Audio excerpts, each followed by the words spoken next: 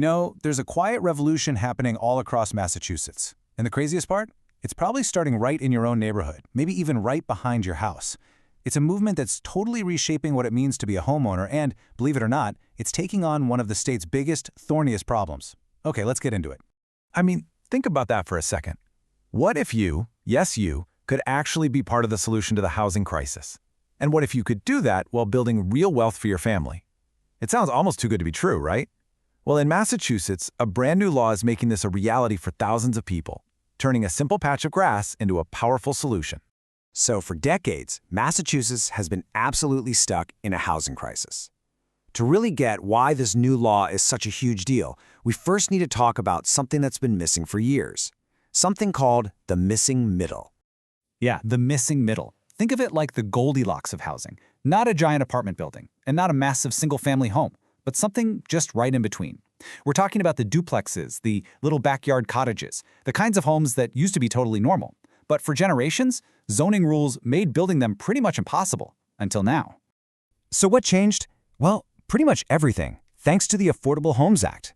Tucked inside this massive piece of legislation is a rule that completely flips the script on property rights. This law basically ends the backyard ban, unlocking the potential for thousands of new, smaller homes all across the state. So what's the single biggest change? Well, the law dismantles the old not-in-my-backyard veto power that stopped so many projects for so long.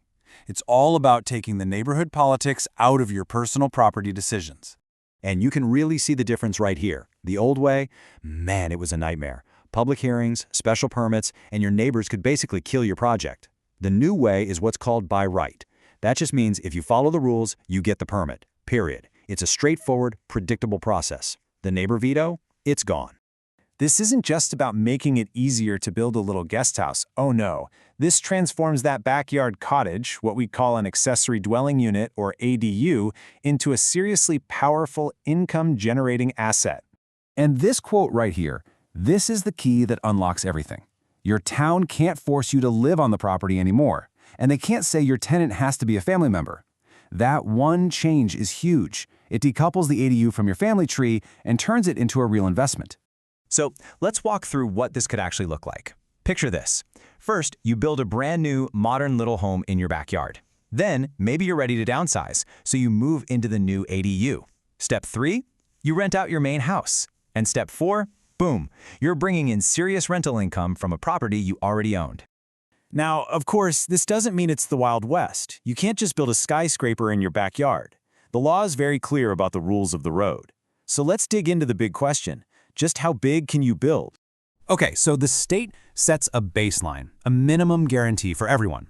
That's a by right ADU of up to 900 square feet or half the size of your main house, whichever one is smaller. For perspective, 900 square feet is a really generous one-bedroom or even a cozy two-bedroom apartment. But that's just the starting point. And this is where it gets really exciting. While the state sets the floor, it doesn't set the ceiling. Cities and towns can choose to be even more flexible. And that brings us to a fantastic example, the City of Gardner. They've really embraced this, allowing by right ADUs up to a massive 1,350 square feet. That's not a tiny cottage. That's a legitimate family-sized home. And I want to be super clear about something here. This is all about adding housing options, not taking any away. This law doesn't touch the rules for primary homes. You can still build a big single-family house, just like you always could. This is purely about unlocking new, smaller choices for homeowners. So, look, this isn't just some theory on paper. This law is already having a real-world impact, changing neighborhoods for the better by getting rid of old, outdated roadblocks. Take parking, for example. Parking requirements have been a classic project killer for decades. Well, the new law puts people over pavement. If your home is within a half-mile of public transit, you don't need to add any new parking spots. Anywhere else, the most your town can ask for is just one. Simple as that. And if you're wondering if people actually want to do this, well, the numbers don't lie. In the very first wave after the law took full effect, a stunning 1,224 new ADUs were approved across the state. That is a massive number, and it just shows how much pent-up demand was out there, just waiting for the green light. And really, the impact here is so much bigger than just building stats. This is about smarter, more sustainable growth. It means your aging parents can live independently in the backyard, where you can keep an eye on them. It provides options for a live-in caregiver or for an adult child with disabilities.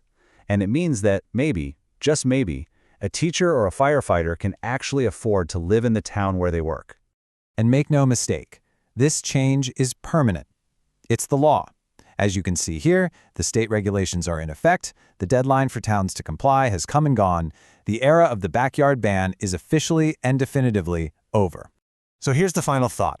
5 years from now, your street is probably going to look exactly the same. But behind the fences, a new Massachusetts is being built, one that's more flexible, more affordable, and more resilient, one backyard at a time. The revolution is here. The only question left is, how are you going to use your new property rights?